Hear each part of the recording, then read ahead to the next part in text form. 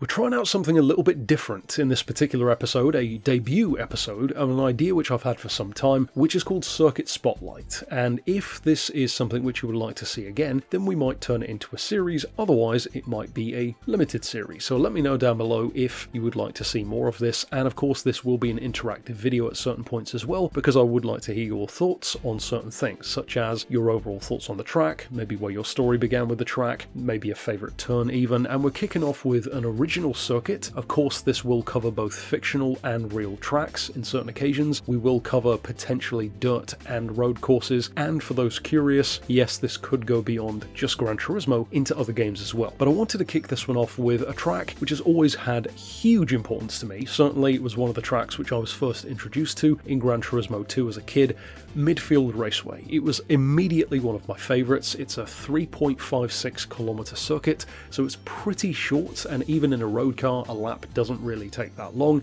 It's just over 2.2 miles, only 11 turns, and all of the turns are pretty high speed flow. In fact, I think the way that I would succinctly describe Midfield is to say that it is a high flow course. Every corner has quite a high rate of speed, even the tighter ones, from road cars to race cars, everything. You keep a really good flow going. Great drift track as well because of the angle of the corners and how wide the road is. It did of course go through some changes over time from GT2, then notably around the GT4 time, and of course GT6, and in fact those really are the three pivot points in terms of major changes for the midfield journey. The first thing to change was around GT2, because back then it had 4 sectors. After GT2 that went to 3 sectors instead. Then around the time of GT4, Tourist Trophy, GT PSP, that kind of era, we saw the track be quite heavily redesigned in terms of the width of the road, the angle of the corners, more so the kind of stuff that you'd expect from graphics changes and physics changes and being on new consoles. And then of course one of the biggest examples, and certainly for most of us the freshest in our mind, will be the visual change which it had, and of course time of day changes, with GT6, wherein of course it was an update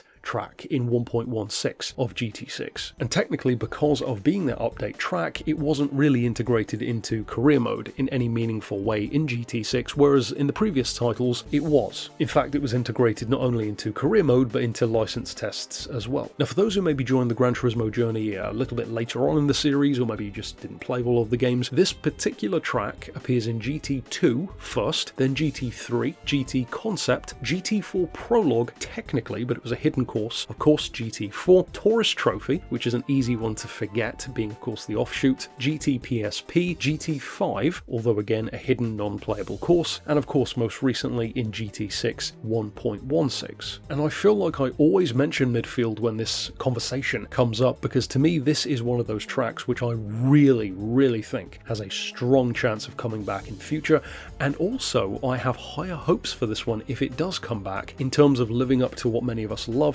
about it from a nostalgia point of view, because of the fact that this one was updated so recently in comparison to a lot of the other circuits. If for example you look at Deep Forest or Trial Mountain wasn't changed too much compared to what it was, but Deep Forest is wildly different to how it used to be. Different shaped track, different look, different vibe. This I don't think that would necessarily happen to. The fact that those tracks are still included and updated makes me think it does also still have a chance, even though it's not a real world course. And it's not like it would be a difficult track to implement into live events and sport mode stuff, so I really do think that the track has a good chance with them adding it as mentioned in that update. And of course, as I mentioned, it had that daytime cycle. Didn't actually go to nighttime unfortunately, because it would be quite cool to race on a nighttime version of Midfield. And of course this track is technically, as some other circuits are as well in Gran Turismo, a figure 8 course, because you go around it in that clockwise manner in kind of an elongated version of a figure 8. And of course this is, as I mentioned, where I'd love to hear your thoughts as well. First of all, where did your journey start? For me it was Gran Turismo 2.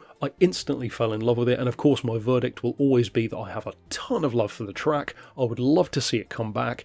It's not a circuit which I necessarily would race on all the time, because of course the lap is very quick and it tends to favour more like Clubman style racing. It's a bit too quick of a lap and a bit too fanciful of a circuit, it to be taken as seriously as some others. I still think it has a ton of fun, a ton of potential, and is a pretty forgiving circuit as well to get into for newer players. In terms of my favourite corner or my favourite turn, this one actually took me a minute because I don't know if I necessarily would have said I had a favourite turn, but looking at the track, considering the turns, I think it would have to be a bit of a compound answer for me, which is kind of a cheat, so you could do the same thing if you wanted to, and I would say it's probably turn 10 and turn 11, because that's basically the last two turns, that compound left and right before you go down the home straight. It's kind of that upward corkscrew sort of shape, almost like the opposite version of Laguna Seca, and I think I love that corner because not only do you kind of slingshot out onto the home straight with a ton of speed, but it's actually quite a good place, especially on the later games, to make up a lot of ground in a really powerful car over the AI. That is it though for this first installment of Circuit Spotlight. If this is something you'd like to see me do again, of course let me know, because if the video is supported, then I'll do more. If it's not something that people watch, then probably not. But there are plenty more to talk about, and certainly in way more than just Gran Turismo, real and fictional circuits. So weigh in down below about the various points in the video, corners, history, verdict on the track, etc. And of course, if you'd like to see more. But for now,